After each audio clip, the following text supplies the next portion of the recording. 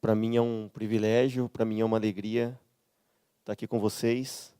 Tive, o privilégio de conhecer uma galera que foi daqui lá para São Paulo e agora tive a oportunidade, através do pastor, para vir falar um pouquinho sobre o que Deus tem feito ali no centro de São Paulo, ou o que Deus tem feito na vida das pessoas que carecem da graça, do amor de Jesus.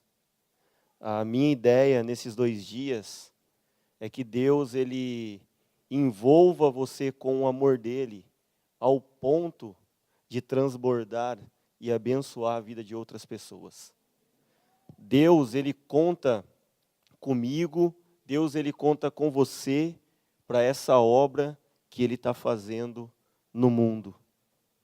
Eu acredito que tem gente aqui que tem chamado, tem gente que tem vocação, mas por algum motivo não tem desenvolvido seu chamado e sua vocação.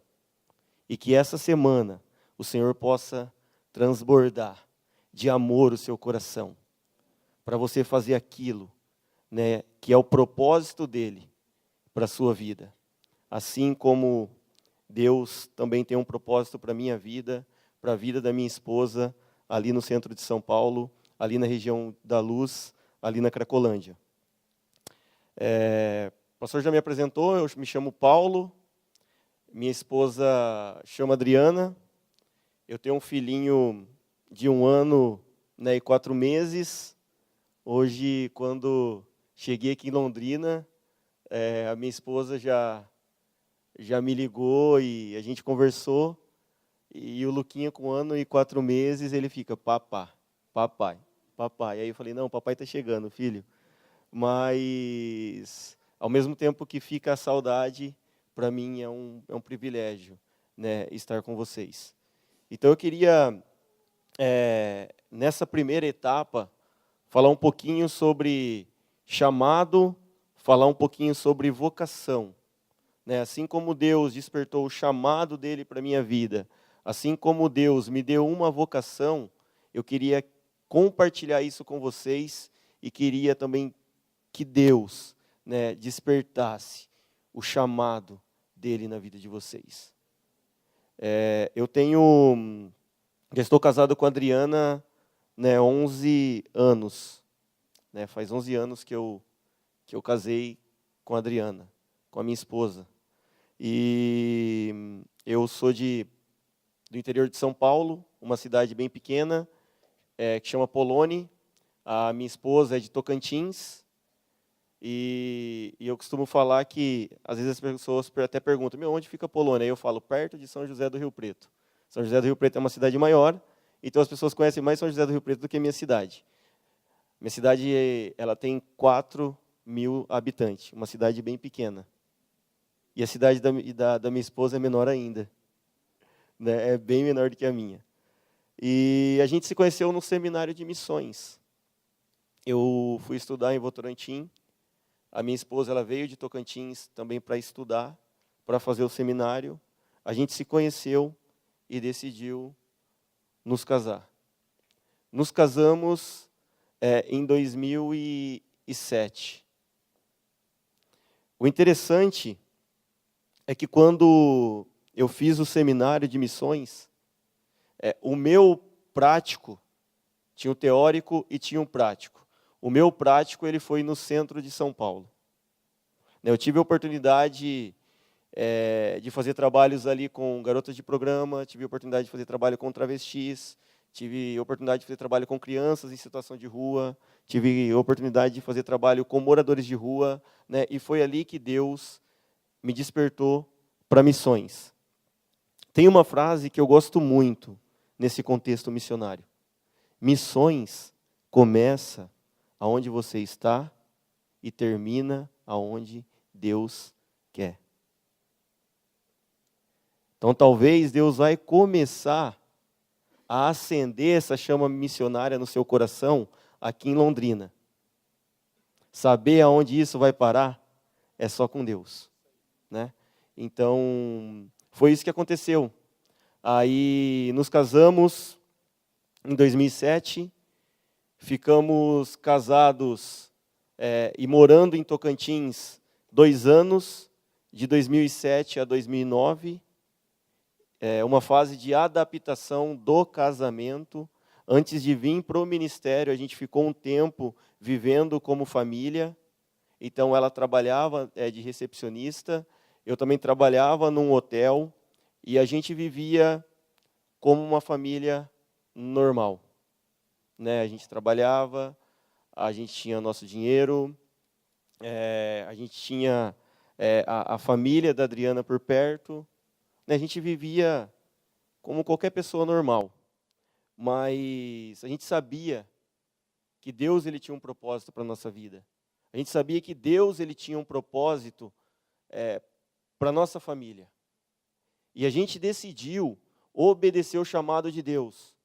A gente decidiu cumprir o propósito de Deus para a nossa vida. Sabe, é muito importante a gente fazer uma faculdade. É muito importante a gente estudar. É muito importante a gente adquirir conhecimento. É muito importante a gente ser promovido no nosso trabalho. Pessoal, mas o mais importante é a gente cumprir o propósito de Deus aqui na terra. E cada um de vocês, independente da idade, Deus tem um propósito na vida de cada um de vocês. Então, que nessa semana você possa descobrir qual é o propósito de Deus para a sua vida. Aonde Deus te quer no reino dele. E foi isso que aconteceu com a gente. A gente decidiu cumprir o propósito de Deus. E em 2009 a gente recebeu um convite para vir trabalhar aqui na Cracolândia, com os marginalizados, no centro de São Paulo. Interessante que quando Deus nos chamou, a gente estava no melhor momento como família. A gente estava ganhando bem, estava como um bom funcionário. O meu patrão, o patrão da Adriana, gostava da gente. Quando tudo estava organizado, quando tudo estava bem, quando financeiramente tudo estava andando de acordo com aquilo que a gente pensava, de acordo com aquilo que a gente queria, foi nesse momento que Deus nos chamou para missões. Sabe quando a gente percebe que a gente tem chamado? É quando a gente tem tudo e Deus nos chama para abrir mão daquilo que Deus nos deu. Se você olhar para a Bíblia, se você olhar para as Escrituras, toda vez que Deus chama alguém para essa obra missionária, as pessoas estavam trabalhando. As pessoas, elas não estavam sem fazer nada. Elas sempre estavam ocupadas em alguma coisa, em algum momento, em algum local. E aí, quando Deus nos chamou para trabalhar com essas pessoas, a gente decidiu abrir mão de tudo para abençoar outras pessoas. A gente decidiu abrir mão do nosso futuro para que outros tivessem um futuro. A gente decidiu abrir mão da nossa vida para que outros tivessem vida. Até porque a vida vivida na drogadição, a vida vivida na prostituição, na marginalidade, não é uma vida. Na verdade é uma vida, mas é uma vida de morte. E Deus nos chamou para trazer vida para essas pessoas. Então a gente decidiu abrir mão da nossa vida para outras pessoas viverem. E eu fico pensando numa coisa que é muito forte. Jesus, quando ele veio na terra, ele veio com um propósito. Ele veio com o propósito de nos dar vida. E sabe qual que é um dos nossos propósitos aqui na terra? Você sabe qual que é um dos nossos propósitos aqui na cidade? Você sabe qual que é um dos nossos propósitos no nosso bairro, na nossa faculdade, no trabalho? É também dar vida para outras pessoas. Então, Jesus abriu mão da vida dele para que outros tivessem vida. E aí eu te pergunto, você está disposto a abrir mão da sua vida para que outros tenham vida? Para que outros vivam para Jesus? E faz 10 anos que eu estou envolvido, né, em missões. Na verdade, envolvido com missões faz quase 15, trabalhando ali na região da Cracolândia faz 10. E o que foi mais impactante para a minha vida, o que foi mais impactante para minha esposa, foi a gente morar na Cracolândia. Por 2 anos, a gente morou no bairro da Cracolândia. Por 2 anos, a gente morou na rua onde ficavam os usuários de droga. Então, para a gente ir no supermercado, para a gente comprar pão, a gente tinha que passar pelo meio do fluxo, pelo meio da Cracolândia. Aí, para continuar um pouquinho a mensagem, eu queria mostrar para vocês um videozinho da onde a gente morou, para vocês terem uma noção daquilo que eu estou falando. Depois a gente volta para a mensagem, tá bom? Só para vocês terem uma noção da onde a gente morou por 2 anos. Era bem tranquilo o bairro, né? A rua era sossegada, né? Não, mas o interessante é que a gente estava protegido ali. Não sei se vocês viram um Uno branco que estava na rua ali. Aquele carro eu ganhei da minha mãe e o meu carro ficou por 7 meses na rua e estava protegido. Estava no melhor lugar que poderia estar.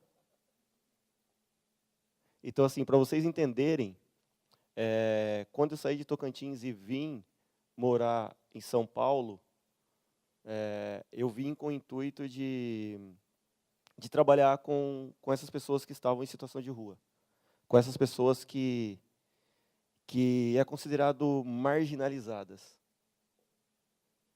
Eu vim com o intuito de morar com essas pessoas.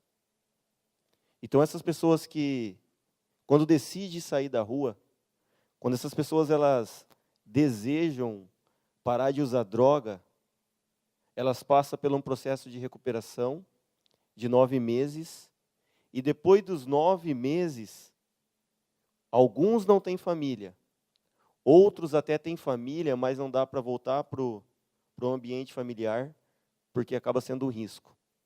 Então, essas pessoas, elas acabam vindo morar com a gente, em casa. Algumas pessoas acham que isso é loucura. Algumas pessoas acham que a gente está louco. E eu estou tentando até escrever um livro justamente sobre toda essa experiência de 10 anos envolvido com missões. E uma das partes que eu falo no livro é que para alguns é loucura, mas para outros isso é vocação. Então, para a gente não era loucura receber as pessoas que saíam da rua para morar em casa. Para a gente não era loucura receber as pessoas que foram presas. Para a gente não era loucura receber pessoas que saíram do tráfico. Para a gente era vocação. Eu lembro que um dia eu fui falar numa igreja e um dos irmãos falou: "Meu, você é louco, velho." Aí eles falaram assim: "Ainda bem que você não tem filho. Ainda bem que é só você e a sua esposa. E quando você tiver um filho? E quando a sua esposa tiver um filho, o que vocês vão fazer?" Aí eu falei assim: "Meu filho vai viver junto com as pessoas. O meu filho vai morar com a gente." E até que o pastor Wagner, ele viu que isso realmente acontece. A minha esposa e o meu filho, ele vive com o pessoal que decidiu andar com Jesus, que decidiu caminhar com Cristo. Eu estou aqui, a minha esposa está lá em casa, com o meu filho, sendo cuidada. Então, para vocês entenderem um pouquinho do que estava acontecendo nesse vídeo, esse vídeo, aconteceu um confronto na Cracolândia. Aconteceu um confronto em 2015. E aí, sempre que acontece um confronto, a ideia é acabar com a Cracolândia. Sempre quando acontece um confronto, a ideia é tirar o povo da região central de São Paulo. Mas nunca eles conseguiram acabar com a Cracolândia. Ou seja, faz 10 anos que eu estou lá e essa história eu vejo repetir ano após anos. Ou gestão após gestão. Eles não conseguem acabar com a prefeitura, acabar com a Cracolândia. Aí o que acontece é uma higienização. Eles tiram o usuário de um local e aí acabam empurrando os usuários para o outro. Eles tiram os usuários de uma quadra e empurram para outra quadra. Quando aconteceu esse confronto, pessoal, a gente estava morando no Largo Coração de Jesus. Olha o nome da rua, que legal. Largo Coração de Jesus. E os usuários, eles ficavam em frente de uma estação bem conhecida de São Paulo. Chama Estação Júlio Prestes. Talvez alguns aqui já até conhecem também. Estação Júlio Prestes. Aí o que eles fizeram? Eles têm um projeto ali no centro que chama Revitalização Nova Luz.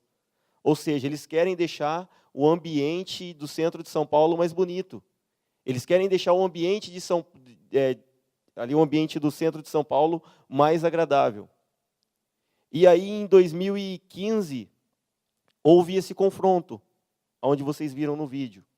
E aí eles migraram para uma quadra da frente onde eles estavam da estação, Júlio Prestes. E aí eles migraram para frente da nossa casa. Eles migraram para frente da nossa casa.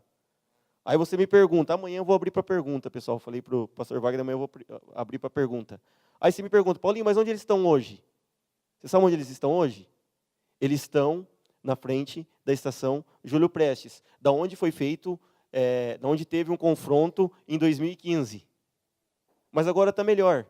Antigamente eles ficavam no chão cheio de terra. Agora os caras, depois desse confronto, eles falaram que ia revitalizar e ficou até mais bonito lá. Agora eles cimentaram, né, o lugar onde os usuários estão ficando. Então, talvez eu deixe para amanhã, né, essas perguntas, mas às vezes você vai falar, Paulinho, mas a Cracolândia acaba? Né, tem muitas perguntas para ser feito. Né, por que a Cracolândia não acaba? Ou seja, vocês vão conseguir tirar todo mundo da rua? Vocês vão conseguir salvar todo mundo? A minha ideia e a ideia da minha esposa não é salvar todo mundo. A minha ideia e a ideia da minha esposa não é tirar todo mundo da rua. Até porque muitas pessoas estão chegando agora na Cracolândia e está no momento romântico com a droga. Eu controlo ela, eu paro a hora que eu quero, né? Não é ela que me domina, mas eu domino ela. Então os caras estão no momento de romantismo com a droga. Então alguns querem sair da rua, mas outros não querem, principalmente as pessoas que estão chegando agora na Cracolândia. Porque a Cracolândia, ela muda muito. Não sei se vocês viram ali, tinha cerca de 450 pessoas morando na rua na frente de casa. Hoje, numa sexta-feira à noite, chega a ter aproximadamente 1.000 pessoas, 1.000 usuários de crack na rua.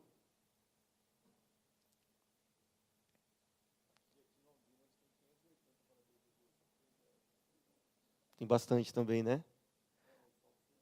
Aí a nossa ideia não é salvar todo mundo. Sabe qual que é a nossa ideia? Essas pessoas que saem da rua, que passam pela recuperação, e depois vêm morar comigo e com a minha esposa em casa, a nossa ideia é marcar a vida dessas pessoas com o amor de Jesus. As pessoas que passarem pela nossa casa, as pessoas que passarem pela nossa vida, a gente tem um objetivo de marcar a vida delas com o amor de Jesus.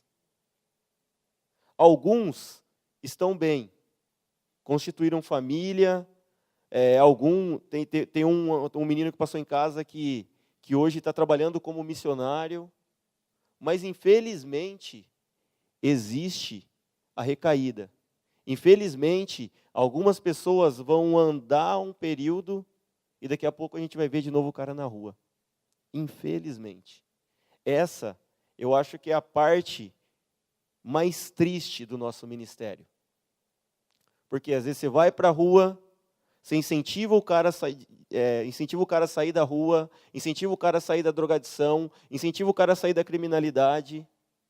Né? E isso é um processo, isso não é de um dia para a noite, isso às vezes demora anos para acontecer, por conta do vício, e também por conta da questão espiritual que existe naquele lugar.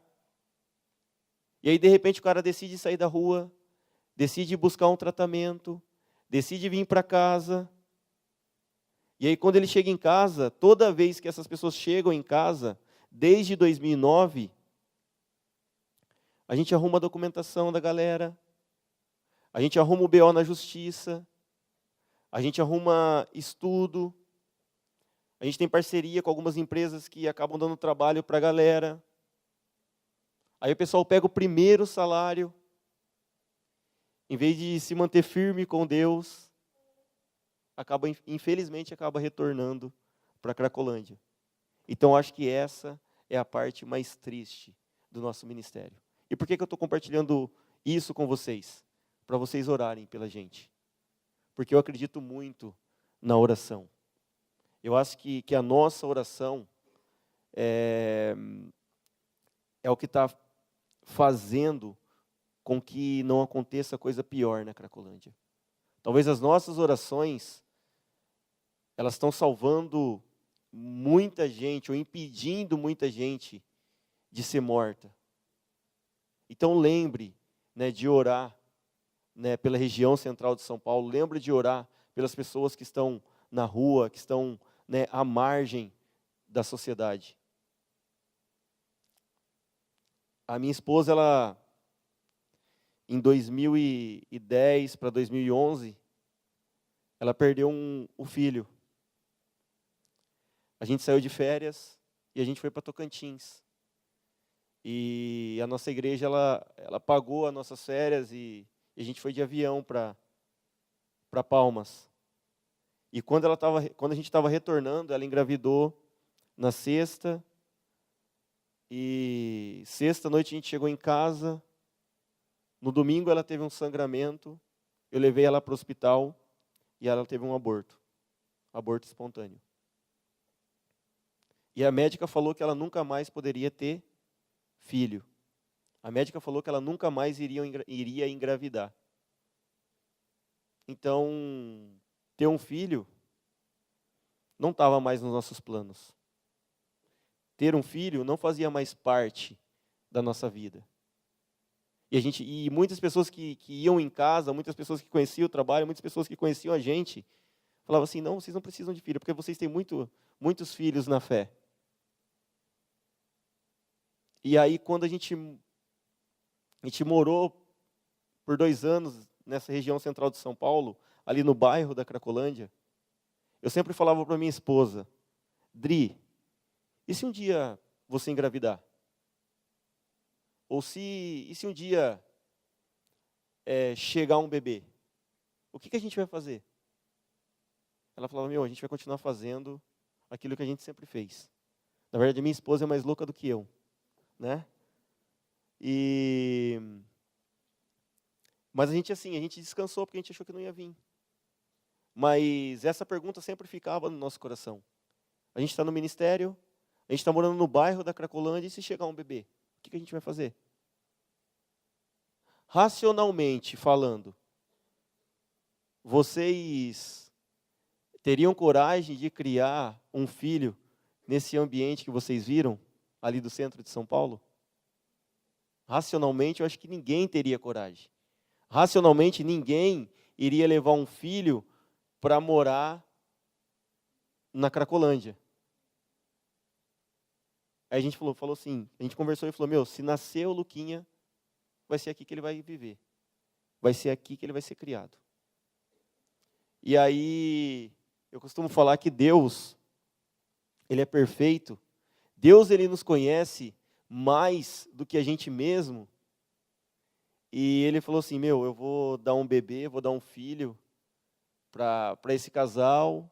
A Adriana vai engravidar, então tem que dar um jeito de tirar esse maluco da Cracolândia. Tipo, ele não vai sair, né, ele vai continuar morando aí, então eu tenho que dar um jeito de tirar ele daqui. E aí foi isso que aconteceu. A gente nunca deixou de trabalhar na Cracolândia. A gente sempre trabalhou na Cracolândia. Até hoje, a gente trabalha na Cracolândia. Mas agora a gente mora na Zona Leste. Aí um dia eu liguei para minha irmã todo animado. Falei, Ana, agora você pode vir em casa que eu saí da Cracolândia. Aí ela falou, mas você está morando aonde? Eu falei, na Zona Leste. Ela falou, nossa, e mudou muita coisa? Né? Não mudou nada, né, Sair da Cracolândia para morar na Zona Leste é a mesma coisa para mim, né, Vai morar na ZL, né? Mesma coisa, perto de Itaquera, né? Mas aí quando a gente mudou de casa, e a gente mudou para a Zona Leste, pessoal, sem brincadeira nenhuma, na primeira semana que a gente estava na Zona Leste, a minha esposa engravidou. Aí eu entendi o porquê que eu tinha saído da Cracolândia. Aí eu entendi o porquê eu tinha saído da região central de São Paulo. Por causa da chegada do nosso bebê. Por causa da chegada do Luquinhas. Então, eu costumo falar que eu acho que para a gente é um privilégio fazer parte daquilo que Deus tem feito no mundo. Para a gente é um privilégio ser usado por Deus. E a minha ideia é que vocês se deixem ser usado por Deus além dessa estrutura. É muito bom a gente ser usado aqui dentro. Eu estava falando com o pastor Wagner que eu estou encantado pela estrutura da igreja. É um ambiente bem aconchegante, né, É muito gostoso estar aqui dentro. Mas, mais do que estar aqui dentro, é estar lá fora. Existem pessoas lá fora que precisam de você. Aí eu te pergunto, aonde Deus te colocou hoje? O que você está fazendo? Aonde você está morando? Quem são as pessoas do seu grupo social? Quem é o seu próximo hoje? Quem está mais perto de você?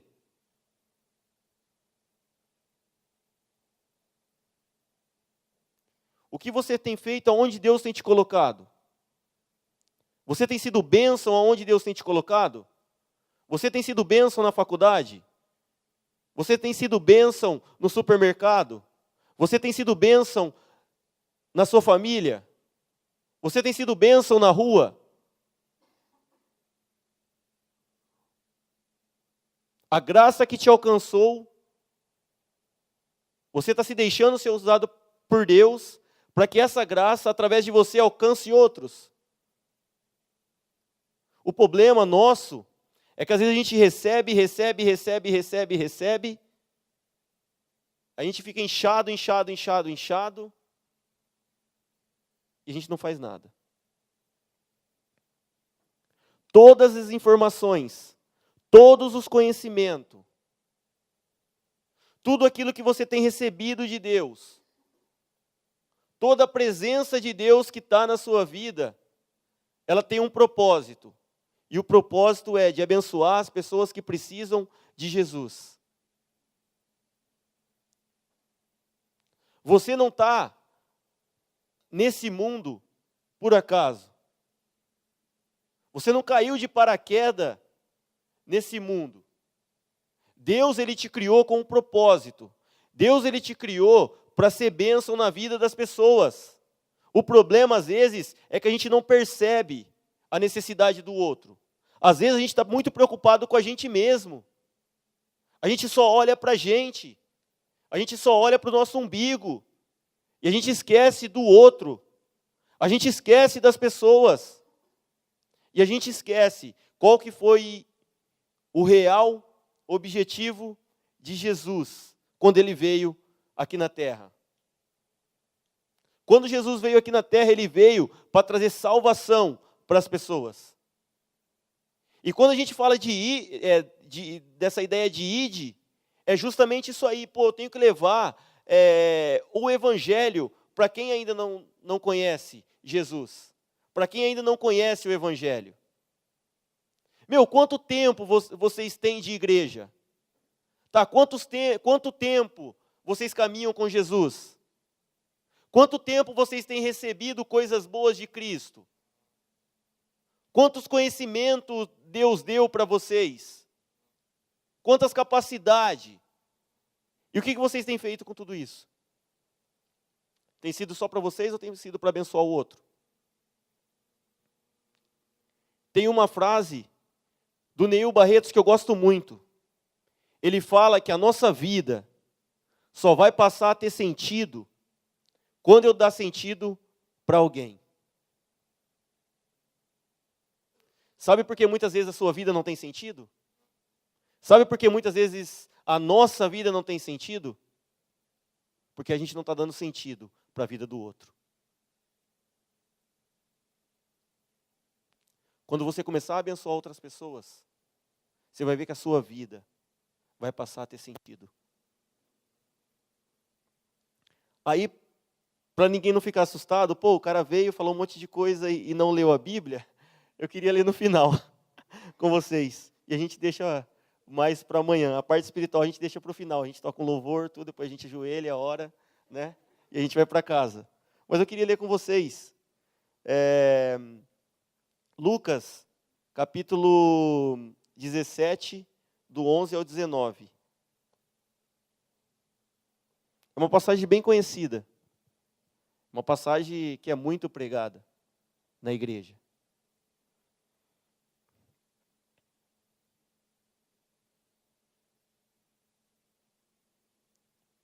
Aqui todo mundo tem celular, né? Não é Bíblia mais não, né?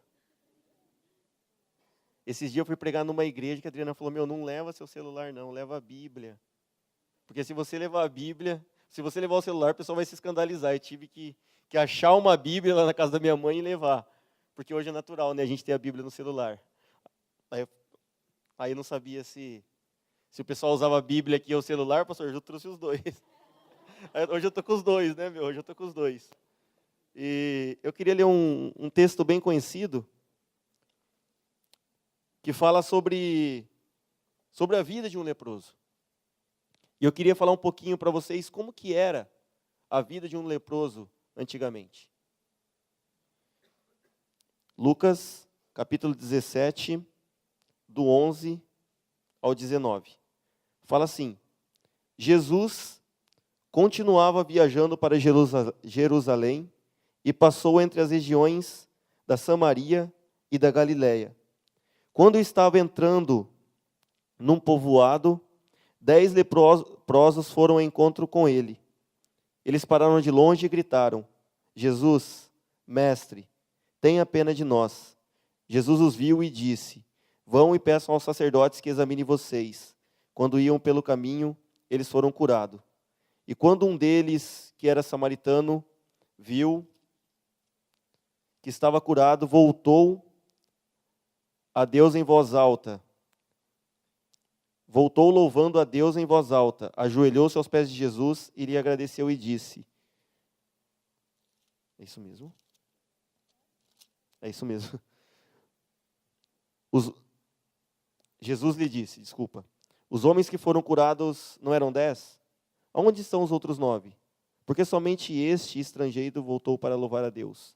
E Jesus disse a ele: levante-se e vá, você está curado porque teve fé. Aí vamos ler outro relato que acontece com outro leproso, em Mateus 8, do 1 ao 4. E isso, para mim, a postura de Jesus é fascinante nesse texto. Mateus 8, do 1 ao 4. Fala assim: Jesus desceu do monte e muita multidão o seguiam. Então um leproso chegou perto dele, ajoelhou-se e disse: Senhor, eu sei que o Senhor pode me curar, se quiser. Jesus estendeu a mão, tocou nele e disse: olha que interessante essa passagem. Jesus estendeu a mão e tocou nele. Jesus tocou em um leproso. Isso é muito fascinante. Sabe por quê? Porque antigamente, quando uma pessoa era diagnosticada com lepra, a primeira coisa que ela tinha que fazer era deixar a sua família, deixar sua esposa, deixar seus filhos, deixar seus amigos, e eles eram isolados do resto da sociedade. Um leproso, ele não podia se aproximar de ninguém, a não ser por uma distância de 15 metros. E ainda, ele tinha que gritar: imundo, imundo. Além disso, essas pessoas que tinham lepra, elas sofriam de duas exclusões. A primeira exclusão que ela sofria era uma exclusão geográfica, porque ela ficava aprisionada num vale dos leprosos. E a segunda exclusão que ela sofria era a exclusão social. Ela não podia mais se relacionar com seus parentes, com seus vizinhos, com seus amigos e muito menos com a sua sociedade em que vivia. Aí quando eu penso nesse texto, eu fico pensando muito nessa realidade que a gente vive ali em São Paulo. Esses leprosos, antigamente, eram pessoas marginalizadas pela sociedade. Esses leprosos eram pessoas que a sociedade não queria mais saber. Esses leprosos viviam uma vida sofrida, uma vida miserável. Esses leprosos viviam afastados de toda a sociedade, vivia afastado do convívio social. Por quê? Por causa da sua lepra. Será que é diferente dessa realidade que a gente vê em São Paulo? Será que é diferente dessa realidade que a gente vê na Cracolândia? É a mesma realidade. Essas pessoas ficam afastadas da sociedade. Essas pessoas, elas ficam marginalizadas. Essas pessoas, elas ficam num local onde as pessoas têm medo de passar por aquelas ruas ali onde eles ficam. Isso é natural. Mas o que me chama a atenção nesse texto é a postura de Jesus em relação a esses leprosos. Esses 10 leprosos vão ao encontro de Jesus e ele fala: Jesus, tenha misericórdia de mim. Ou em outra, contextualizando para os nossos dias, era: Senhor, por favor, me ajude, que eu não consigo viver mais com esse sofrimento. E a Bíblia nos relata que Jesus, ele fala assim: olha, vai e se apresente ao sacerdote. Naquela época, o sacerdote era a pessoa que dava o aval, se ele tinha sido curado ou não da lepra. Se ele tivesse sido curado, ele poderia voltar a viver como gente na sociedade. Se ele tivesse sido curado, ele poderia voltar a ser reintegrado na sociedade. E o sacerdote era a pessoa que tinha o papel de examinar essas pessoas.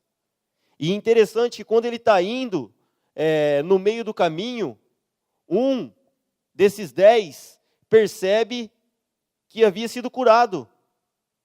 Um desses 10 percebe que a sua lepra tinha sumido. E aí ele volta para agradecer a Jesus. E aí Jesus imediatamente fala: mas não eram 10? Só você voltou para me agradecer?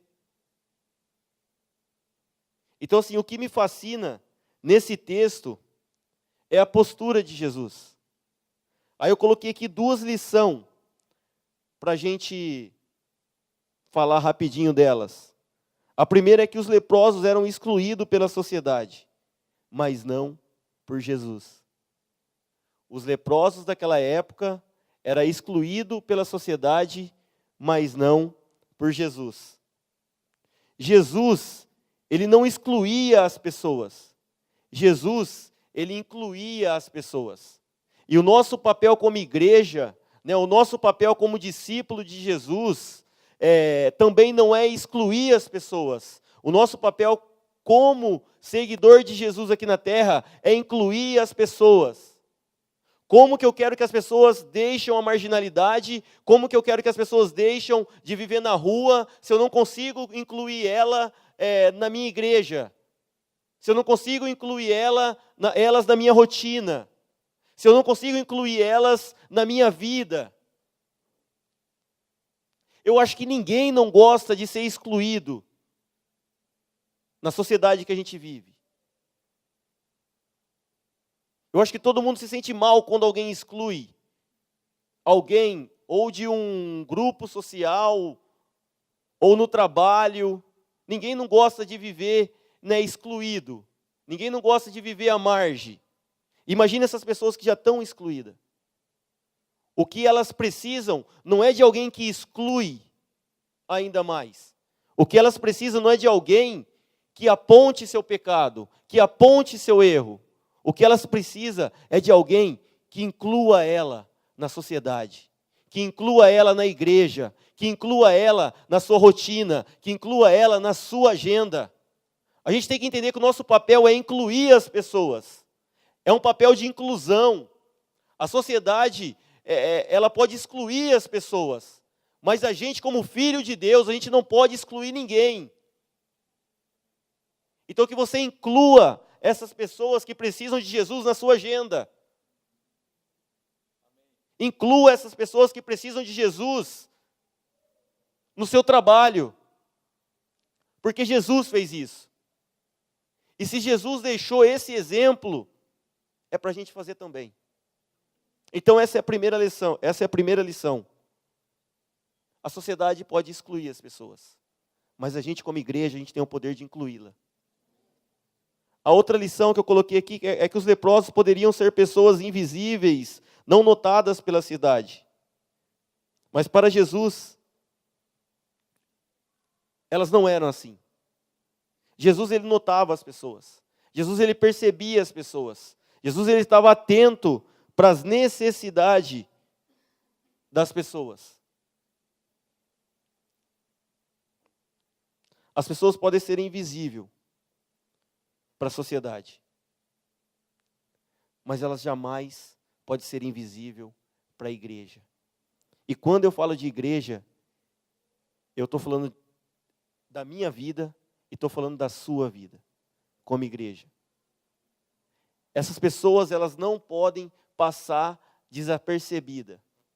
Essas pessoas, elas não podem passar e não serem notadas.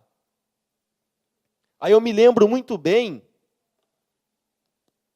a passagem do bom samaritano. Um cara foi espancado, ficou ali pelo meio do caminho, jogado, ensanguentado, machucado. Aí passa um levita, né, que adorava a Deus, que cantava louvor a Deus, que estava cheio da presença de Deus, que estava cheio do amor de Deus. Olha para essas pessoas, olha para esse homem, e a Bíblia fala que ele passa largo. Da mesma forma, a Bíblia fala que passa um sacerdote.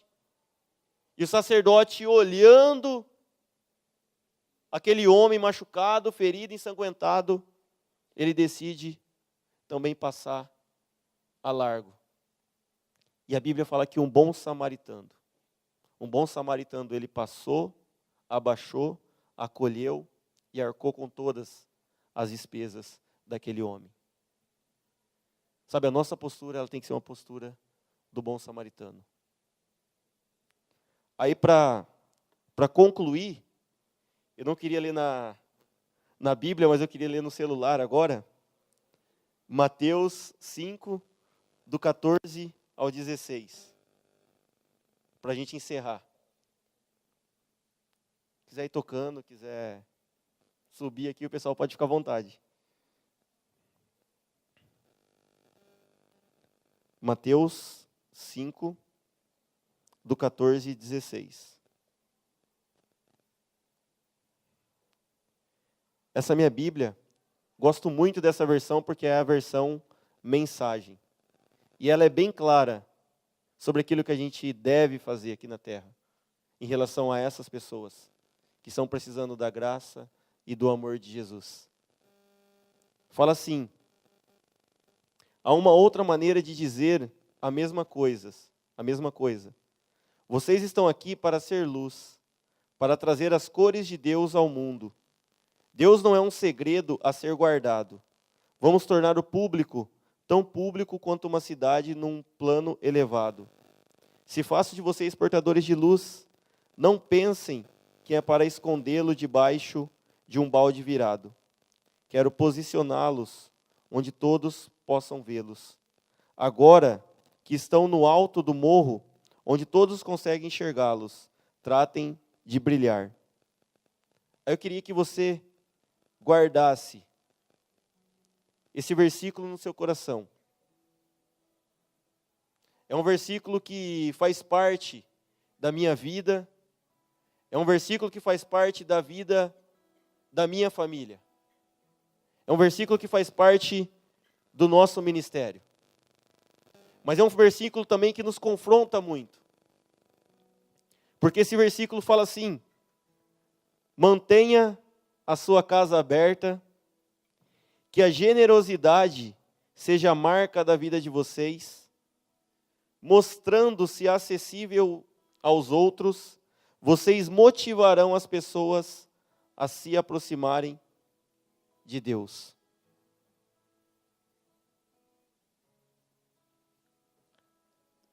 E é isso que a gente tem feito. A gente tem mantido a nossa casa aberta para as pessoas conhecerem de Jesus. A gente tem mantido a nossa casa aberta para as pessoas receberem esse amor que um dia eu e você recebeu. A gente tem sido generoso, ou nós temos sido generosos com o próximo. Porque é isso que um discípulo de Jesus tem que fazer. A generosidade tem que fazer parte da vida do discípulo de Jesus. E o que me chama mais atenção nesse versículo é quando fala assim: olha, vocês têm que ser acessíveis aos outros. Porque quando vocês são acessíveis aos outros, vocês motivarão as pessoas a conhecerem a Deus. Aí eu te pergunto, você tem sido acessível às pessoas?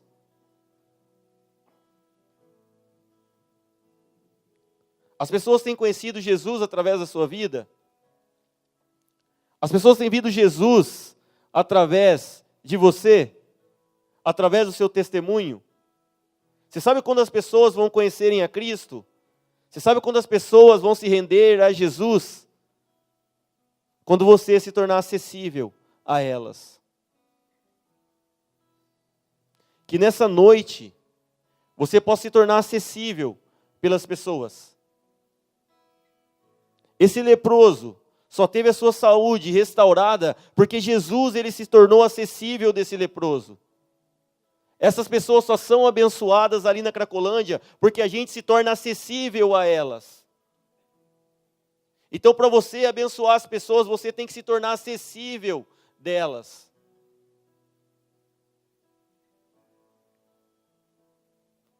Então, que nessa noite, você possa falar: Senhor, olhe para o meu coração. Senhor, olha para a minha vida. Senhor, o Senhor sabe que eu tenho feito, ou Senhor, o Senhor sabe que eu não tenho feito nada, né, em toda essa minha vida de cristão.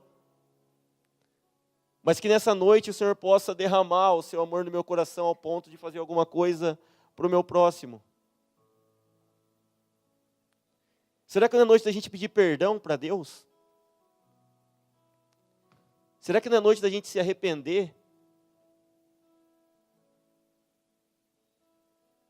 Porque às vezes você sabe que tem chamado, às vezes você sabe que tem ministério, mas por algum motivo você não tem feito e não tem exercido. E talvez nessa semana, Deus vai te dar um chacoalhão. Talvez nessa semana, Deus vai impactar o seu coração de uma forma tão grande, que tudo aquilo que você receber dele, você vai querer transmitir para outros. Sabe, que da sua vida possa fluir rios de água viva. Que essa vida que você está recebendo de Jesus possa ser transmitido para outras pessoas. Então eu queria que vocês fechassem os olhos. Eu queria que vocês pensassem no que vocês têm feito para o outro. O que vocês têm feito para o próximo. O que vocês têm feito para quem precisa. É contraditório eu falar que eu amo Deus se eu não amo as pessoas. Como que eu demonstro o meu amor a Deus? Amando as pessoas, amando o meu próximo. E a Bíblia fala que eu tenho que amar o outro, ou eu tenho que fazer para o outro aquilo que eu gostaria que fosse feito para mim. Então minha oração nessa noite é que Deus incomode seu coração. Que Deus incomode a sua vida. Que Deus te incomode ao ponto de você olhar para o outro com um olhar de graça, com um olhar de misericórdia, com compaixão. Que você perceba as outras pessoas. Que você seja acessível para outros conhecerem a Jesus.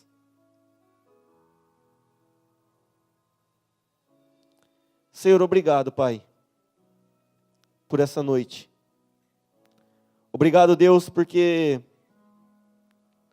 o Senhor nos chama para uma profundidade maior com o Senhor. O Senhor nos chama para amar as pessoas assim como o Senhor o amou. O Senhor nos chama, Deus, a ter olhar para aquelas pessoas que a sociedade não olha. Deus, que o Senhor possa usar, Deus, cada vida aqui. Senhor, que o Senhor possa tocar o coração dessas pessoas ao ponto delas falarem do seu amor para outras pessoas que precisam.